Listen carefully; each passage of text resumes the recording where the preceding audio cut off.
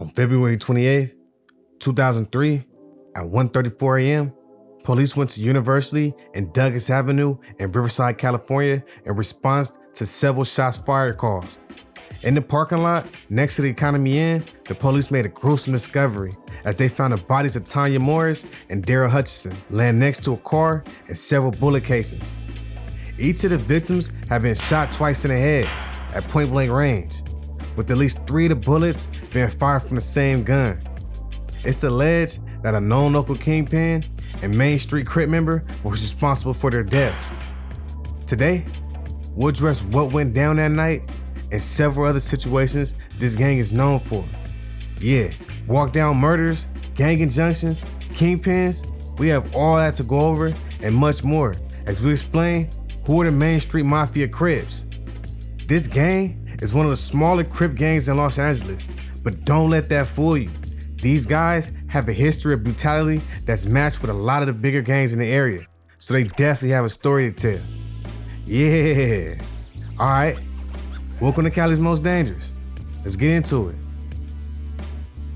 Tiny Los is gonna smash that Main Street car like boom. The big homie's gonna smash that For Life Records car like boom, because they got their little label going or whatever. Gotta understand that. As of 2003, Sheila Chapman was living at the Economy Inn while working as a prostitute. She had used heroin daily and had used cocaine. Chapman had a close friend named Tanya Morris who had also used cocaine, which they would buy from Raymond Griffin, a known Main Street Crip member.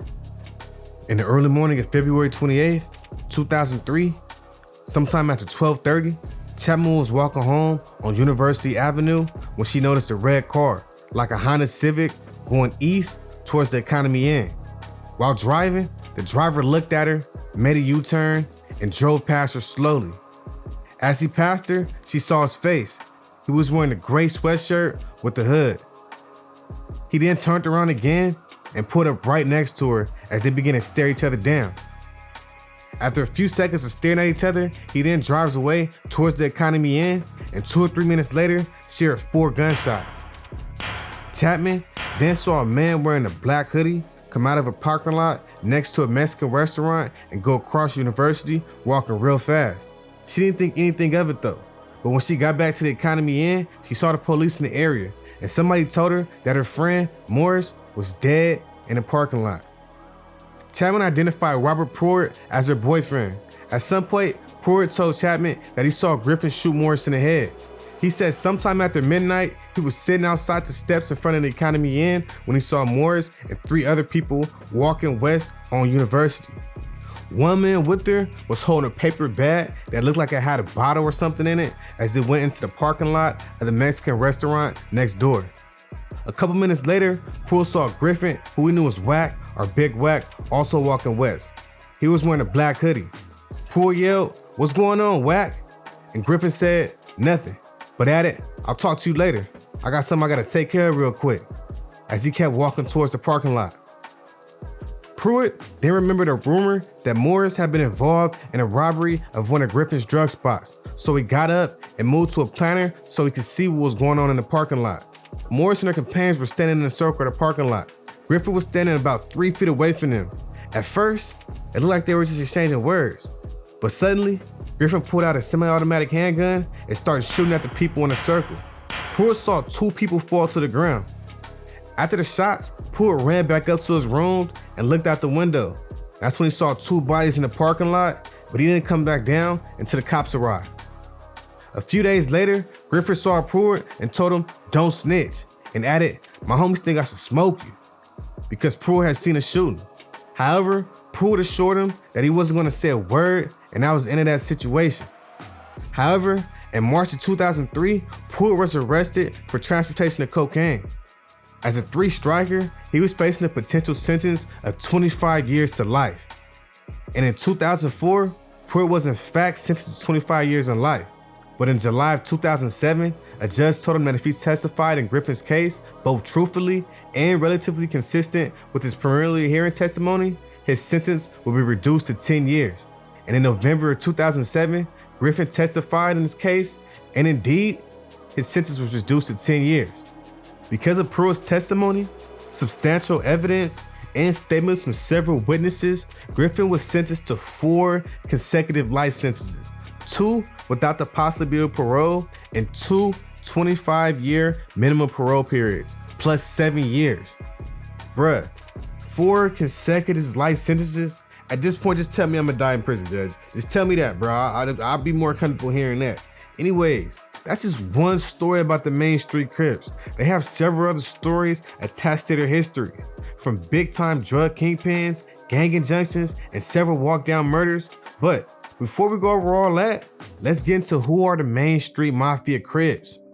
78, I think it was, somewhere around there. The Main Street started off, we was around here one night, and we decided to, South Park was having a little baseball league started up. And most of me and the neighborhood guys, which are dead now, UT, my brother Monk, we was gonna play baseball up at Green Meadows Park.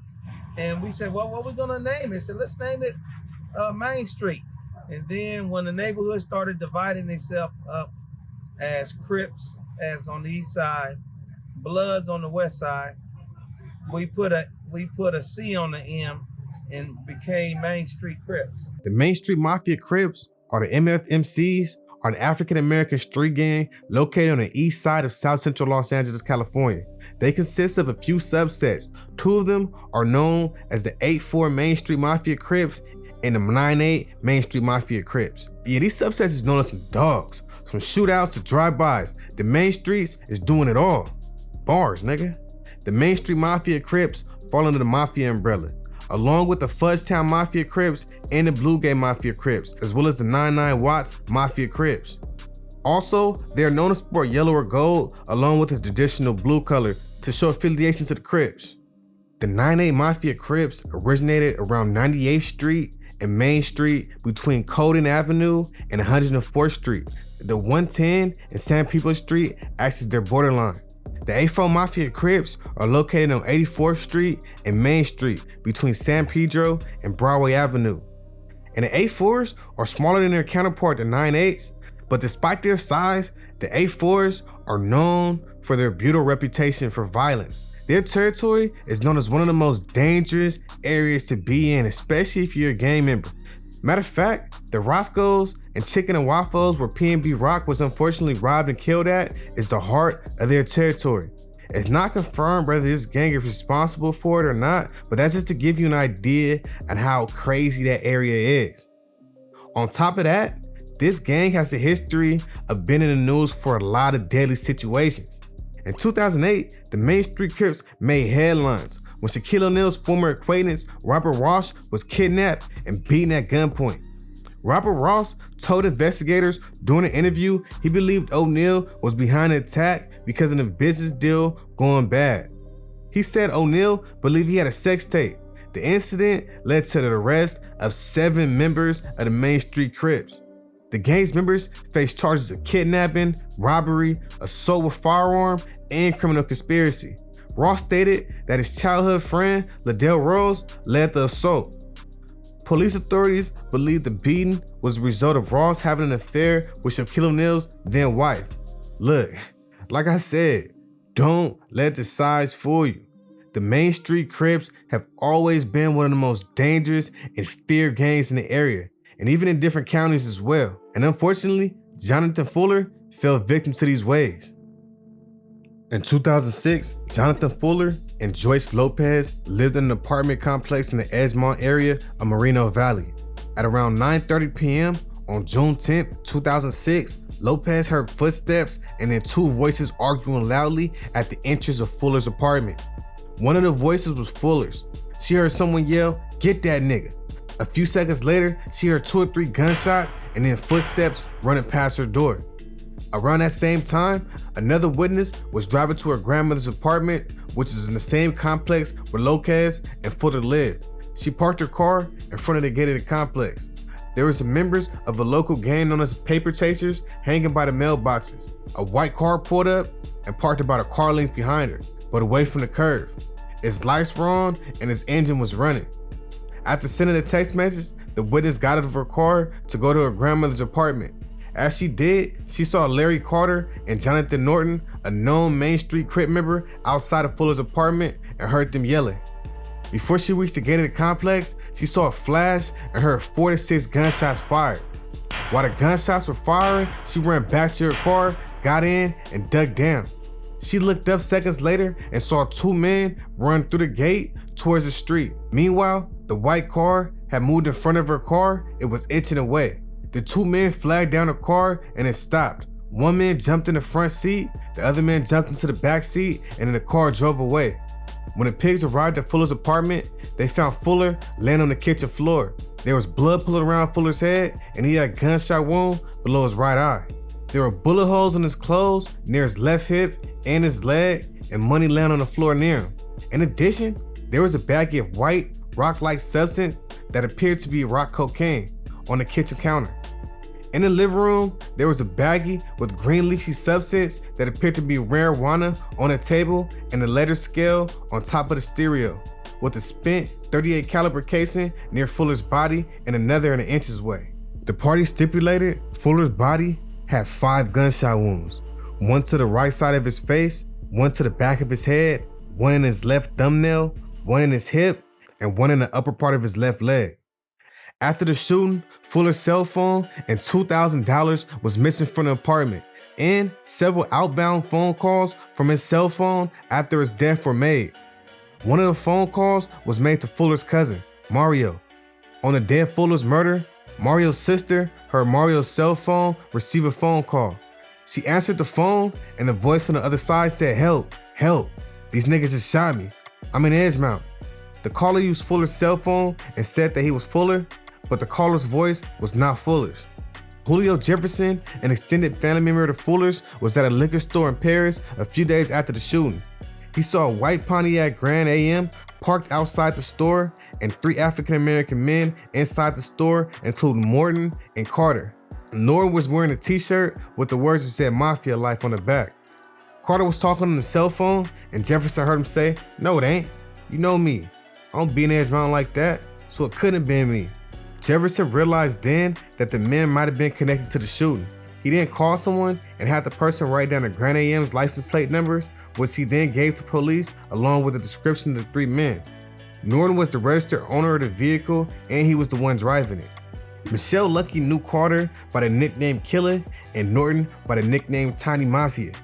Norton had told her he was a member of the Main Street Crips, and in mid-June 2006, Lucky met with Norton and Carter at her home to braid one or both of the men's hair. Earlier in the day, she had received a phone call from someone who told her Carter had been involved in the shooting in Edgemount area and that he had killed someone. So she asked Norton and Carter about it. Carter denied being a shooter. Norton, however, bragged that he knew the person because the person was talking shit. Carter and the third person, unknown to Lucky, were present at the time of the shooting. Lucky asked what noodle meant, and Norton explained is when you shoot someone in the head and noodle-like brain fragments come out. Lucky had previously seen Norton with the handgun, which she thought he told her was a .38 caliber gun. In the end, due to tips from several witnesses and evidence provided by the prosecution, the trial court sentenced Norton to a term of 25 years to life, which was tripled to 75 years to life due to Norton's prior strike convictions, plus a consecutive term of 25 years to life. Yeah, these guys are known for activities in other counties, but also different states, man. We're gonna get into that a little bit later. Look, y'all heard a few of the stories though on why they are known to be such a dangerous gang. But trust, there's more than a few other reasons on why the Main Street Mafia Crips are so notorious. Danger rating of the Main Street Mafia Crips. The MFCs received a danger rating of an 8.9 out of 10 based off of the gang's violence and means of operation in Los Angeles. Yeah, if you won't smoke with Main Street, you might end up smoked. Like me. Bars, nigga. Look, nah, seriously. These guys are known for a lot around the city, and they've truthfully been putting a lot of bigger gangs to pity. Try them if you want. You might get hit with that Smitty. Bars, nigga. Nah, that's just my opinion though. Would y'all went higher or lower? Y'all let me know in the comments, man. Let's have a conversation about it, man. Let's have a conversation, but give me some reasons on why. Or some stories though too. Look, y'all heard a few of my stories, but trust us, a lot more to address. But first, let's go over some history of the Main Street Mafia Crips. What card they were with, subset, cliques, allies, passive current bees. and a lot of other things. 98th and Main started out as a real family. From little kids, we played together. We did things together. Some of us, we didn't have fathers, so we clung to each other, loved each other. And that's how we started Main Street. We started out as a real family, a real family. The history of the Main Street Crips goes way back to the 1970s. This group started off as the neighborhood kids hanging out and functioning with each other. This was before the Crips identity was established, so at first they went by the Main Streets. But within a few years, when the Crip identity really had a foundation, they added the Crip to their title, and the rest is history. Originally, the Main Street Crips started as two subsets. The 98 Main Street Mafia Crips, which originated around 98th Street and Main Street, and the 84 Main Street Mafia Crips, who originated on 84th and Main Street. Yeah, these guys are a much more smaller gang in both territory and numbers, and they're surrounded by a lot of different gangs. But let's get into who are their enemies as we address the rivals of the Main Street Crips. The Main Street Crips mainly feud with the Massachusetts Bloods, the Q102 East Coast Crips, the 97 Gangster Crips, the Denver Lane Gangster Bloods, the Broadway Gangster Crips, the Hard Time Hustler Crips, and the Raven Avenue Crips. But the Main Street Crips' biggest rivals, come on man, y'all let me know. Y'all still ain't guessed it? The Hoovers. Beef with the Hoovers. The Main Streets and the Hoovers, man, they had one of the tightest alliances around throughout the history of Los Angeles gangs.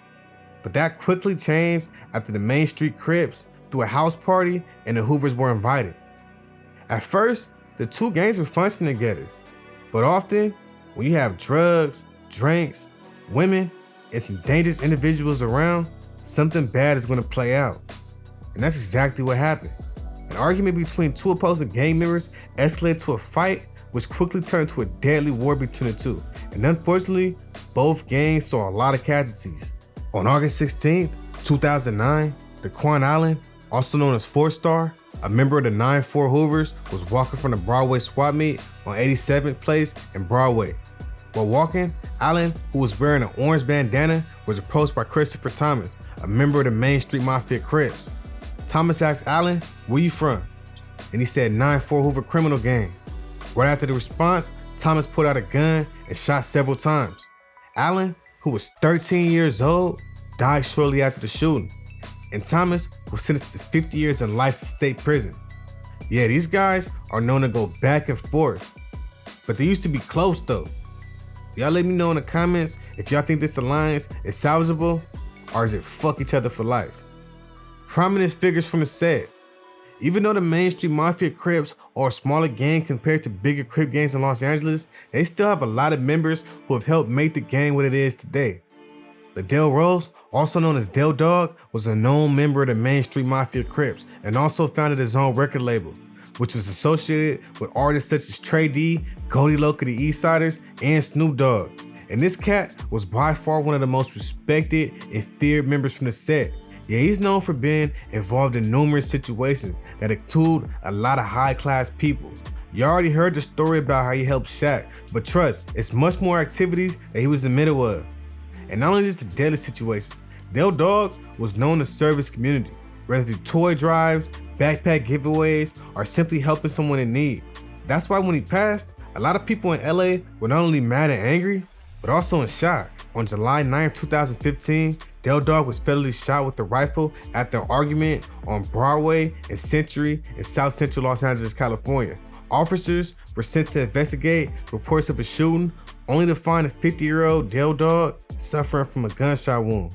Unfortunately, Liddell Rose eventually died at the scene, so rest in peace to him. Also, I found a list of OGs who are no longer with us, so rest in peace to them. A few of them include Shaka, Tiny Smurf, Lil T-Dog, Curtis Sproul Jr., also known as Lil Rat Capone, who was fatally shot in 1994 by rival gang members, and they also have a few rappers who have been putting in work for the set as well. They include Travis Ford. You might have seen him in the street TV interviews and stuff like that and other street platforms. Man, he was giving some game, man. Y'all definitely gotta check him out, but he also makes music, so y'all check his music out. Y'all let me know in the comments what y'all think about them, and let me know in the comments I'm leaving out any other rappers or any other OGs or anybody that's no longer with us that's from the set, man. Let their names live on. Let their names live on. Current state of the Main Street Mafia Crips. On June 16, 2009, the Main Street Mafia Crips, along with the 7 Trey Hustler Crips, the 7 Trey Gangster Crips, the Massawa Bloods, and the Florencia 13s were included in a gang injunction and an attempt to quell gang activity around the Fremont High School area, located on 76 and San Pedro Street. Despite that injunction and several others though, the MFCs remain one of the more active gangs in Los Angeles. To this day, the gang makes headlines, whether they've been accused of something or actually committing an act. This gang has grown to the point to where they have subsets in different states like New York and Maryland. But y'all let me know in the comments if I'm from your state, man. Rep for your state, rep your state. That's it for the Main Street Crips though. Y'all got any crazy stories about these guys? Any close calls? Y'all let me know in the comments, man. Let's have a conversation about it. Let's have a conversation. Did I get anything wrong? Did I miss anything? Y'all also let me know about that as well. Like, subscribe, hit that bell if you will. Y'all stay safe and dangerous out there.